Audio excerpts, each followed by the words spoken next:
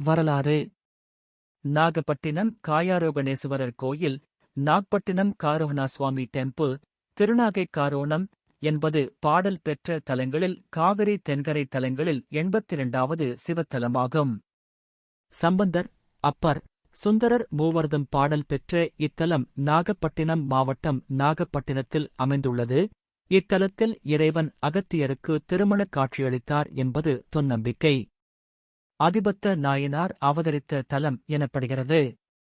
ஆதிசேஷன், புண்டரீக முனிவர், அகத்தியர், அம்பிகை, முருகன், திருமால், வசிட்டர், முசுகுந்தன், அரசகேசரி, விசித்திரகவசன், விரூரகன், பத்திரசேனன், பார்க்கரன், மித்திரன், காளகண்டன், சண்டதருமன் முதலியோர் வழிபட்ட தலமென்பது தொன்னம்பிக்கை ஐதிகம். நாகப்பட்டினம் அதிபத்த நாயனார் அவதார தலம் ஆதிசேஷனால் பூஜிக்கப் பெற்றதால் நாகை என்றும், புண்டரீக முனிவரை இறைவன் தனது தேகத்தில் ஆரோகணம் செய்து கொண்டதால் காயாரோகணம் என்றும் பெயர். இது மருவி காரோணம் என்றாயிற்று.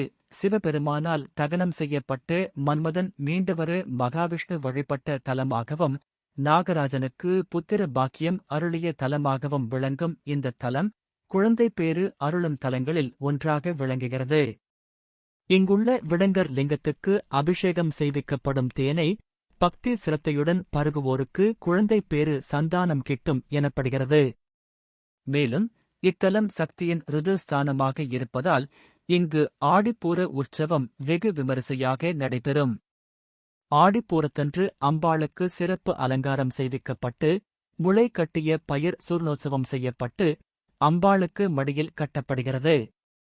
இதனை மடிகட்டுதல் என்கின்றனர். பூரம் கழித்த பின்பு அம்பாளின் மடியிலிருந்து முளை கட்டிய பயிர் பிரசாதமாக வழங்கப்படுகிறது.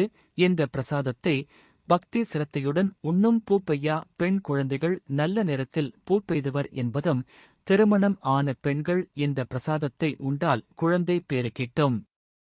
முக்கிய திருவிழாக்கள்: வைகாசி பிரமோத்சவம், ஆனி ஆயில்யத்தில் புண்டரீக மகரிஷி ஐக்கிய விழா, ஆனி கிருஷ்ணபட்ச அஷ்டமியில் பஞ்ச குரோசு உற்சவம், ஆவணி ஆயில்யத்தில் அதிபத்த நாயனார் ஐக்கிய விழா, ஆடி தை மாதங்களின் அமாவாசை நாள்கள் மற்றும் மாசி மக நட்சத்திர நாளில் சமுத்திர தீர்த்தவாரி, ஆடிப்பூரம். நேரங்கள்: காலை 6 மணி முதல் மதியம் 12:30 மணி வரையிலும், மாலை 4:30 மணி முதல் இரவு 8:30 மணி இவரை.